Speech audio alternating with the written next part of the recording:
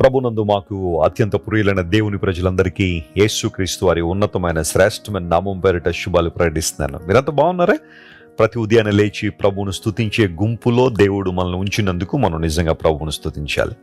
ప్రపంచంలో ప్రతిరోజు ఎన్నో భయంకరమైన సంగతులు జరుగుతున్నాయి. ఎక్కడ చూసినా అభద్రతా భావం, ఎక్కడ చూసినా క్షేమం లేకపోవడం. ఈ పరిస్థితులన్నింటిలో మనం బ్రతికించేది ఎవరు, మనం నడిపిస్తుంది ఎవరు, మనకు క్షేమాన్ని దయచేయగలిగిన వారు ఎవరు అని ఆలోచన చేస్తే కేవలం ప్రభువే. ఆయనే మన నిరీక్షణ, ఆయనే మన మహిమకు ఆధారం, ఆయనే మన రక్షణకు ఆధారం. ప్రతిరోజు మీ హృదయాల్లో స్తుతితో, ఆరాధనతో నింపబడాలి. The more you worship the less you worry అనే విషయాన్ని చాలాసార్లు నేను చెబుతూ ఉంటాను. నువ్వు ఎంత ఎక్కువగా దేవుని ఆరాధన చేస్తుంటావో చింతలకు, భ్రాంతులకు అంత దూరంగానే ఉంటావు. లేదు అంటే చింత, కలవరాలు, ఆందోళనలు జీవితంలోకి వచ్చేసి జీవితాన్ని అంతా కూడా నాశనం చేస్తూ ఉంటాయి. ప్రభువుని స్తుతించండి, ఆయన ఘనపరచండి. ప్రతి రోజును బట్టి దేవునికి మహిమను తీసుకురండి. తద్వారా మీ జీవితాల్లో ఊహించలేని మేళ్లు ప్రభు జరిగిస్తారు. ప్రతిరోజు ఒక వాగ్దాన సందేశాన్ని వింటున్నాం కదా. ఈరోజు వాగ్దానంగా నిర్గమకాండం 15వ అధ్యాయం 13వ వచనాన్ని చదువుకుందామా? The book of Exodus chapter 15 and verse 13. నీవు విమోచించిన ఈ ప్రజలను నీ కృపచేత తోడుకొని పోతివి, నీ బలము చేత వారిని నీ పరిశుద్ధ ఆలయమునకు నడిపించితివి. ఇంగ్లీష్లో హోలీ హ్యాబిటేషన్ అనే పదం అక్కడ ఉపయోగించారు. పరిశుద్ధ స్థలమునకు అన్న ఆ మాటకు హోలీ హ్యాబిటేషన్ అంటే పరిశుద్ధ నివాస స్థలము అనే మాట అక్కడ వాడబడింది. ప్రియులారా, గమనించండి, నిర్గమకాండం 15వ అధ్యాయంలో దేవుని స్తుతించిన విధానం కనబడుతుంది.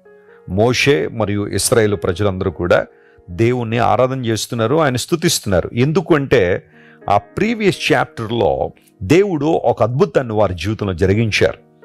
ఆ అద్భుతం మామూలు అద్భుతం అయితే కాదు, ఒక విశేషమైన అద్భుతాన్ని ఇశ్రాయేలు జీవితంలో ప్రభు చేశారు. ఎర్ర సముద్రాన్ని పాయలు చేసి ఇశ్రాయేలు ప్రజల్ని దేవుడు నడిపించాడు. ఆ సంఘటన అనేక సంవత్సరాలు గతించినప్పటికీ కూడా ఇప్పటికీ అనేక ఆధారాలు దేవుడు ఎర్ర సముద్రాన్ని ఎలా చీల్చాడో శాస్త్రవేత్తలు గుర్తించగలిగారు. దేవుడు అద్భుతాలు చేయవాడు. ఆయన తన ప్రజలను నడిపించడానికి ఎంతవరకైనా, ఏ స్థాయి వరకైనా వెళ్ళి అద్భుతాలు చేశారు. ఎందుకంటే ఆయన గొప్పవాడని రుజువుపరచబడ్డానికి, ఆయన గొప్ప దేవుడని ప్రతి ఒక్కరు గుర్తించడానికి దేవుడు అసాధారణ అద్భుతాలు తన ప్రజల జీవితంలో జరిగించారు. ఐగుప్తు నుండి వారు బయటకు వచ్చిన తర్వాత ఎర్ర సముద్రం వారికి ఎదురుగా ఉన్నప్పుడు ఎటు పోవాలో తెలియని పరిస్థితి, ఇరుక్కుపోయిన అనుభవం వారిలో కనబడుతుంది. ముందేమో ఎర్ర సముద్రం, వెనుక నుండి ఫరో సైన్యం వచ్చేసింది ఆల్రెడీ. ఇటు ప్రక్కన భయంకరమైన కొండలు, అరణ్యం అక్కడుంది. ఎటు వెళ్ళినా వారి జీవితాల్లో ఇబ్బందికర పరిస్థితే. అలాంటి స్థితిలో ఇశ్రాయేలు ప్రజలందరూ కూడా చాలా మట్టుకు సమస్యను చూచి భయపడిపోయారు. కానీ మోషే దేవుని వైపు చూడడం ప్రారంభించాడు. అద్భుతాలు జరిగే సమయం అదే కదా. ఎప్పుడైతే దేవుని వైపు చూస్తామో, పరిస్థితుల వైపు చూస్తూ కృంగిపోతూ ఉండడం కన్నా దేవుని వైపు చూడగలిగితే పరిష్కారం అక్కడి నుంచే కదా వచ్చేది. మోషే దేవుని వైపు చూశాడు, ప్రజలందరూ సమస్యను చూశారు. కానీ మోషే విశ్వాసాన్ని బట్టి దేవుడు ఇచ్చిన వాగ్దానాన్ని నెరవేర్చడానికి ఇశ్రాయేలు ప్రజలకు దేవుడు మార్గాన్ని ఏర్పాటు చేశాడు. సముద్రాన్ని చీల్చి పాయలు చేసి ఇశ్రాయేలు ప్రజలందరూ నడిపించారు. వారందరూ కూడా దానిలోంచి బయటకు వచ్చిన తర్వాత ఫరో సైన్యము ఆ నీటిలో మునిగిపోయారని లేఖనాలు సెలవిస్తున్నాయి. ఏ ఫరో అయితే మిమ్మల్ని ఎంతవరకు తరుగుతున్నాడో, ఇకెప్పుడు కూడా ఆ ఫరోను మీరు చూడకుండా ఉండాలంటే దేవుని ప్రణాళికకు సమర్పించుకోవాలి. ఎస్, ఇంతవరకు నీ జీవితంలో చాలామంది చేత తరవబడ్డామేమో, ప్రతికూల వాతావరణాల మధ్యనే ఉన్నామేమో. దేవుని శాశ్వత ప్రణాళికలు చాలా గొప్పవి.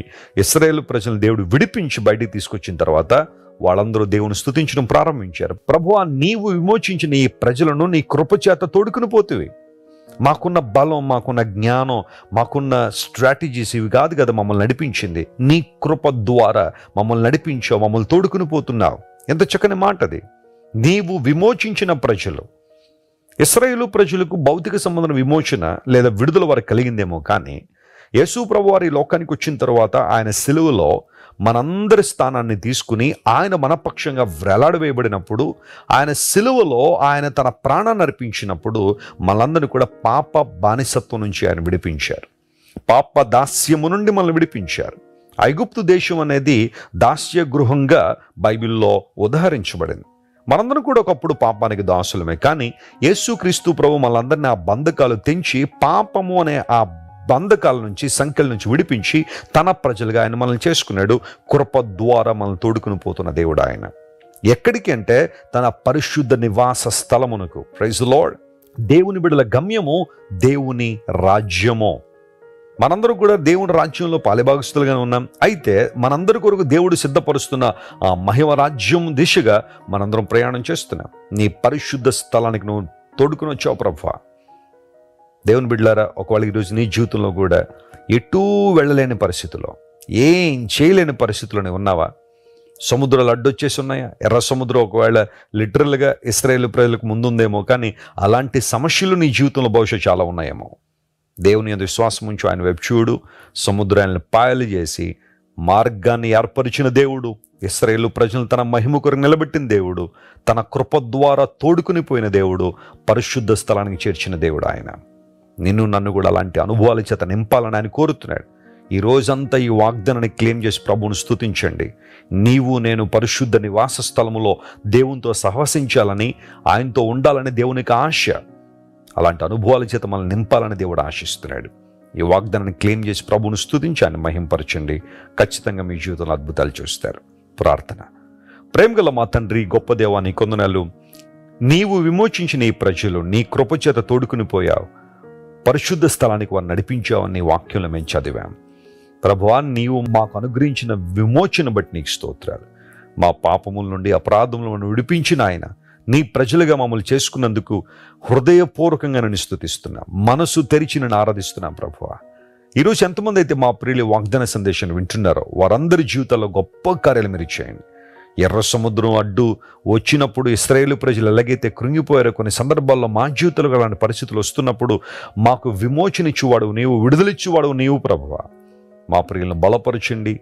ఏ బంధకాలు అయితే మా ప్రియులను బాధిస్తున్నాయో వాటి నుండి విడుదల కలుగు చేసి, ఓ దేవా, బలమైన ఆత్మచేత నింపి నీ కృపా కార్యాల కోసం వారిని వాడుకోనండి. ఘనతయు, మహిమయు, ప్రభావము నీకు మాత్రమే ఆరోపిస్తూ యేసు క్రీస్తు వారి అత్యున్నతమైన నామం పేరిట అడిగి వేడుకొనిచున్నాం తండ్రి. Amen. Amen. God bless you dear friends. Have a wonderful day. మీరు ఇంత